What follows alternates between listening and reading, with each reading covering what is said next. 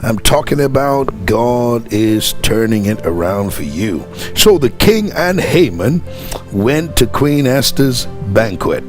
On this second occasion, while they were drinking wine, the king again said to Esther, "Tell me what you want, Queen Esther. What is your request? And I will give it to you, even if it is half of the kingdom." So verse 3, Queen Esther replied, "If I have found favor with the king, and if it pleases the king to grant my request, I ask that my life and the lives of my people will be spared." Oh, she's about to get right down to the nitty-gritty here. Old Haman is sitting across the table chomping on that piece of steak, but boy, he's eating for his last time. He's eating his last meal. He don't know what's coming for him. Now watch this. And then verse 4, "For my people and I have been sold to those who would kill, slaughter, and annihilate us. If we had merely been sold as slaves, I could remain quiet, for that would be too trivial a matter to warrant disturbing the king. Who would do such a thing?" King Xerxes demanded. "Who would be so presumptuous as to touch you, my wife, the queen in this kingdom?" Oh, by this time, Haman is about to start shaking in his boots. Watch this. Esther replied, "This wicked Haman is our adversary and our enemy." Haman grew pale with fright before the king and queen. You see, listen, God's turning it around.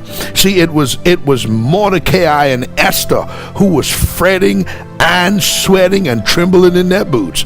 But oh, God answered their prayer, and the table has totally turned. The pendulum has swung to the other side of the clock. Now it's old Haman shaking in his boots. My God, you better be careful what you do with God's people, because the trap that you dig, you will fall in it yourself. Now watch this.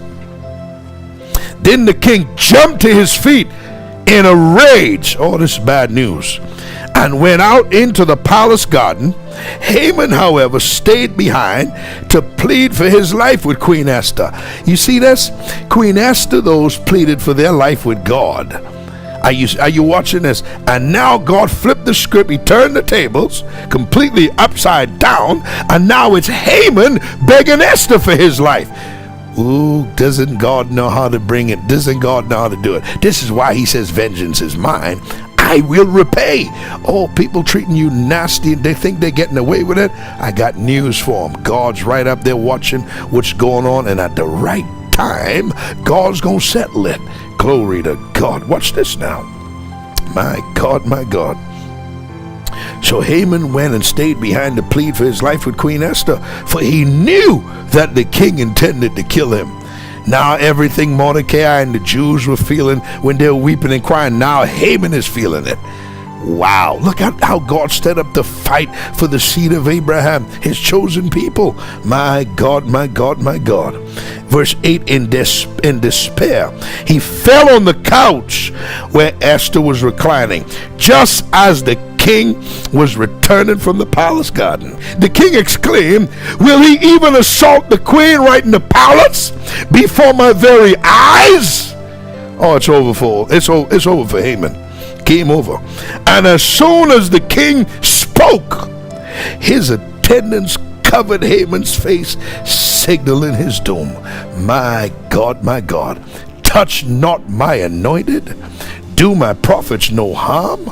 No weapon formed against us will be able to prosper. Then Harbona, one of the king's eunuchs, said, "Haman has set up a sharpened pole that stands 75 feet tall in his own courtyard. He intended to use it to impale Mordecai, the man who saved the king from assassination." The king said, "Impale Haman on it. Get rid of him."